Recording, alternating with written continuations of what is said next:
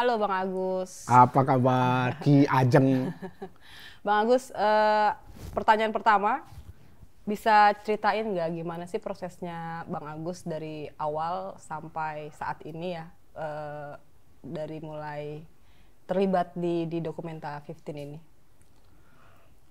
Saya ingat-ingat dulu. Yang pertama itu kan kita ada Zoom. Saya mendapatkan undangan Zoom-Zooman ya, studio visit ya. Dari Ruang Rupa, dari Documenta. Di situ saya memperkenalkan diri saya, lihat-lihat properti yang ada di studio. Kira-kira setahun yang lalu itu ya. Kemudian dapat undangan lagi dalam acara yang di Goethe Institute, itu acara apa namanya tuh? Conversation about Documenta itu ya? Ya, perkenalan tentang Documenta. Berapa bulan kemudian saya dapat undangan dari Documenta menjadi peserta Documenta. Senang banget lah Andan ya. Ya kan? Nah, sejak saat itulah saya mulai memikirkan apa namanya sesuai dengan temanya Lumbung begitu ya. Saya mulai memikirkan, membaca beberapa buku, mencari beberapa buku, mengorder beberapa buku. Akhirnya saya mengambil keputusan melihat Lumbung sebagai praktek budaya di Indonesia, khususnya saya ambil dari perspektif orang Sunda mengenai Tri Tangtu begitu ya. Nah, itulah sudut pandang yang saya ambil. Tri Tangtu itu singkatnya kira-kira melihat kehidupan secara global, jadi ada dunia spiritual di dalamnya, ada dunia rasional di dalamnya, tapi juga ada campuran keduanya begitu. Nah, saya mulai mencoba mengumpulkan barang-barang, membuat sketsa-sketsa apa yang bisa dibuat, kadang-kadang juga langsung menginstalasi barang-barang sesuai dengan temanya. Begitu dulu lah kira-kira awalnya ya. Berarti kurang lebih udah berapa lama dari mulai diundang, terus abis itu persiapan Bang Agus sendiri sampai sejauh ini, udah berapa lama kurang lebih, sama mungkin tantangannya apa Bang Agus? Kalau lama udah setahun lebih kayaknya ya, setahun 3 bulan lah begitu ya. Karena proses penciptaan ada di Jakarta, ada juga saya kerjakan di Aceh begitu ya. Kalau tantangannya itu banyak juga lah ya. Yang pertama memang karena saya memulai proses ini dari awal sekali begitu ya, nggak punya stok barang-barang yang sesuai dengan tema. Jadi semua harus diciptakan dari awal, mengumpulkan barang-barang, dipilih mana yang cocok, mana yang tidak, mulai melakukan instalasi begitu. Apalagi saya kok buat instalasi itu lebih banyak spontanitas daripada merancangnya dalam bentuk sketsa-sketsa. Sehingga begitu ada yang sudah jadi ternyata kayaknya enggak cocok yang kayak begini begitu. Buat dengan bentuk yang lain lagi begitu. Tapi tema Lumbung ini memang di satu sisi dia sangat luas begitu ya, tapi saya mempersempitkannya dengan perspektif Tri Tangtu itu. Tapi dalam perjalanan proses kreatif itu saya sendiri kelabakan akhirnya, wah ini temanya terlalu dalam, sehingga saya harus mengeksplorasi lebih keras lagi, mengumpulkan material lebih banyak lagi untuk mewujudkan masuk dalam tema itu begitu. Jadi agak kelabakan juga dengan tema ini ya, gitu. Bang Agus kan sempat datang ke Kassel ya untuk kunjungan pertama lah gitu. Apa yang Bang Agus temukan di sana di kunjungan pertamanya saat itu? Kunjungan ke Kassel itu sebenarnya kunjungan yang sial di masa pandemik ya. Rencana berapa minggu, akhirnya kejadian beberapa minggu, tapi keseluruhan minggu itu masuk dalam karantina karena ada teman yang positif COVID ya. Akhirnya aku mencari berbagai cara untuk melakukan riset yang sangat sederhana ya. Risetnya lebih pada visual begitu, apa yang terlihat saja. Aku memutuskan untuk melihat ke bawah begitu. Untuk melihat di jalan, apa yang terjadi di jalan. Aku tertarik sama ini nih, apa namanya, gorong-gorong air begitu ya. Gorong-gorong air di sepanjang jalan dengan berbagai macam bentuknya. Kukira tuh buatan-buatan tahun 1800-an sekian nampaknya itu gorong-gorongnya semua ya. Dibandingkan dengan melihat ke atas gedung-gedung tua abad ke-18 begitu. Rata-rata gedung-gedung tua, jarang sekali ada gedung-gedung yang baru. Jadi terlihat memang satu masyarakat yang sudah kokoh begitu ya. Masyarakat yang sudah teruji juga oleh berbagai persoalan sosial, politik dan ekonomi masyarakat Jerman itu.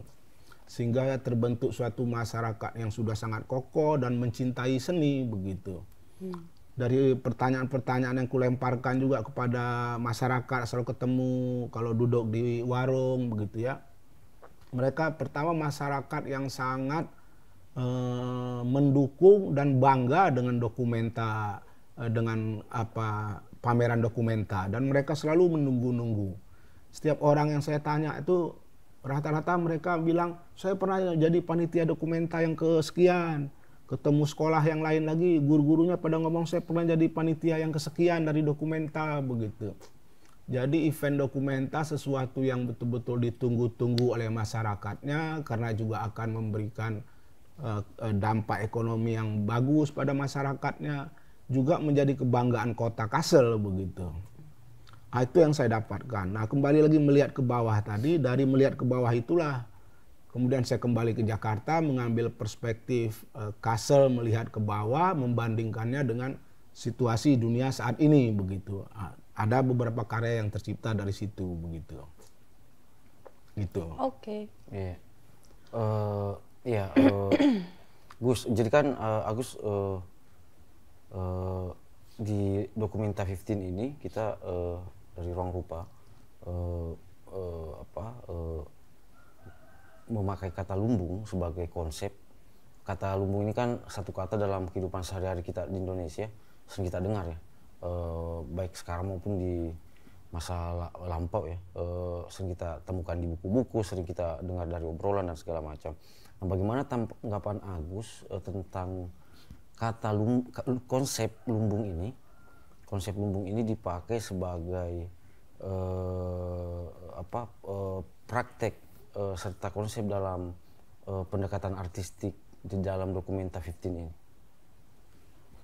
Oke, kita lihat lumbungnya dulu ya ini ya. Lumbung misalnya di Indonesia lah kita lihat praktek ekonomi lumbung lah ya. Kok di Jakarta ini kan banyak warung Tegal begitu. Nah, warung Tegal itu menurut saya juga mempraktekkan konsep lumbung begitu. Jadi warung Tegal ini dalam 3 bulan satu kelompok yang bertugas untuk jualan begitu. Selesai 3 bulan mereka kembali ke kampung, kelompok yang lain lagi 3 bulan lagi kembali lagi ke kampung, kelompok yang lain lagi kembali lagi ke kampung. Jadi warung Tegal ini sebuah lumbung bagi masyarakat Tegal begitu, sehingga menjadi masyarakat yang sejahtera memang Tegal kalau saya lihat ya. Semua punya pekerjaan dalam tempo tertentu, nanti mereka harus nunggu tempo tertentu, kemudian kembali lagi ke Jakarta, masuk lagi ke warung Tegal begitu. Jadi ekonomi bersama begitu. Tidak ada seorang pun yang memiliki secara lebih besar dan tidak ada seorang pun yang memiliki lebih kecil. Jadi semua dibagi bersama. Nah, dari kasus ini kita lihat praktek dokumenta saat ini ya. Diskusinya memang panjang sekali soal dokumenta ya. Dan nampaknya gagasan lumbung ini sebagai sebuah ekonomi bersama lah kira-kira begitu ya. Ekonomi bersama dikerjakan secara bersama untuk keuntungan bersama di satu sisi, tapi di sisi lain juga dia lumbung ini sebagai sebuah persiapan untuk ke depan begitu. Dia bukan hanya berdiri pada satu titik tapi juga terus berkelanjutan begitu gagasannya kan. Nah, dalam Documenta 15 ini diskusinya hampir setahun diskusinya hampir setahun untuk semua peserta dari berbagai negara, Eropa, Asia, Afrika. Kita sama-sama dulu memiliki perspektif tentang lumbung ini. Kan itu dulu saya kira hampir setahun juga diskusinya itu ya. Pada prinsipnya semua punya gagasan tentang lumbung itu begitu, tapi bagaimana mengartikulasinya dengan problem-problem bahasa masing-masing dan problem budaya masing-masing ternyata juga memerlukan waktu begitu ya. Dan sekarang kita sudah sampai pada gagasan tentang ekonomi lumbung ini bagaimana ya kan. Di situ ada galeri lumbung, ada kios lumbung, gagasan-gagasannya. Dan juga masih berupa tawaran-tawaran ya. Nah, kesimpulan saya mungkin utuhnya gagasan lumbung ini, utuhnya praktek lumbung ini dalam dokumenta, dia akan terjadi dan akan dimulai justru ketika hari H pembukaannya begitu. Setelah semua terkumpul, terdisplay, lalu seniman saling berinteraksi, dari situlah kita baru ketemu platform yang sesungguhnya begitu. Saya kira begitu. Yeah. Begitu, Dan. Yeah. Agus, tumbuhan apa yang paling disukai? Kalau tumbuhan itu sekarang udah susah dicari itu betul-betul udah susah sekarang. Itu pohon jambu air. Kenapa? Kenapa suka jambu air? Pertama, jambu air itu aku suka daunnya kalau dipetik, dicium-cium gitu ya. Harum ya? Harum. Kedua juga jambunya paling enak, jambu air. Jambu air tapi ya, putih dia warnanya. Kalau udah mateng kadang-kadang ada merah-merahnya tuh. Tapi itu susah ditemukan di Jakarta apa di tempat asal Agus? Di daerah-daerah di tempatku juga udah pada habis tuh. Pohon jambu air itu.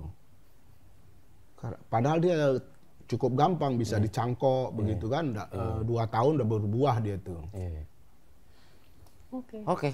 Bang Agus ini kali penutup. Mungkin mau sebait 2 bait. Boleh lah. Ya boleh.